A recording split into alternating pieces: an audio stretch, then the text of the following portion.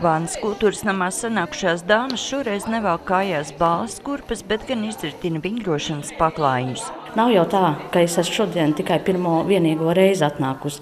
Tās sportiskās aktivitātes un vispār vienreiz nedēļā es braucu uz Sabili. Un tagad šī bija šī reize un tas piedāvājums, kāds šodien bija, projekta ietvaros viņš ir piedāvāts. Es vienkārši priecājos, ka mums pašiem uz vietas ir. Nav jābrauc nekur prom, tepat atnāc. Padara darbiņus un nāc uz kultūras namu. Man liekas, jebkurā laikā un jebkurā brīdī jākustās. Un jo vairāk kustēsies, mēs neiesīkstēsimies. Un jo vairāk kustības, jo mēs esam aktīvi un viss pārējais jau tāds tā kā pozitīvs un optimismu pilns var darba cēlienu strādāt un turpināt.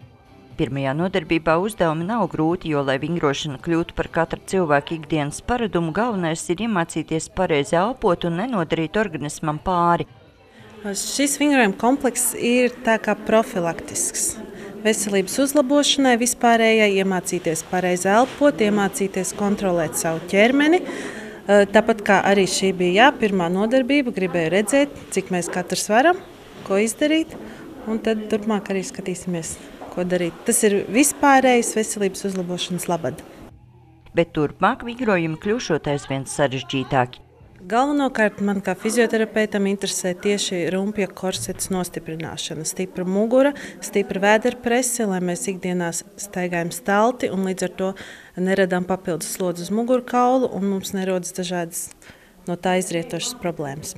Ideja par nepieciešamību iemācīties rūpēties par savu veselību radusies Vānas sieviešu klubam Gunna un tiek īstenot ar Ināras un Boris Teterevu fonda atbalstu un pašvaldības līdzfinansējumu. Tā projekta ideja tā gluži no zila gaisa neradās.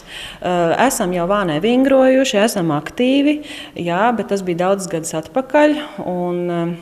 Bijām palikuši bez tā. Bija mums domas par to, mēs gribam trenažierus. Tad mums te caur atkal citu biedrību bija iespēja uzaicināt zinošus cilvēkus. Mūsu iedzīvotāji labprāt nāca klausīties. Un tagad, kad bija tā iespēja piedalīties nāc un dari, tu vari, nebija nekāda šaubu, mums ir jātaisa projekts par veselību. Interese bijusi negaidīt liela. Vingrošanas grupā jauniešiem pieteikušies 10 dalībnieki, bet pieaugušajiem gandrīz 30. Par veselību jārūpējās ir, jo labāk tagad nekā tad, kad būs jau pavēlu. Es katru dienu pat eju pastaigā, apmēram 5 kilometrus nostaigāju. Mājās mazliet pavingroju, bet šeit pirmā reize. Tāda projekta ideja mums arī bija vāneniekiem būt veseliem. Vingrot, satikties ar speciālistiem. Un ieklausīties, padomāt, darboties, protams. Ir mums arī paliekošas vērtības, vingrošanas rīki, būs mums arī pavisam neliela, bet būs trenažieru zāle, būs mums nojošanas komplekts, tā kā būs mums paliekošs inventārs, ko lietot pēc tam ikdienā, kad projekts beigsies.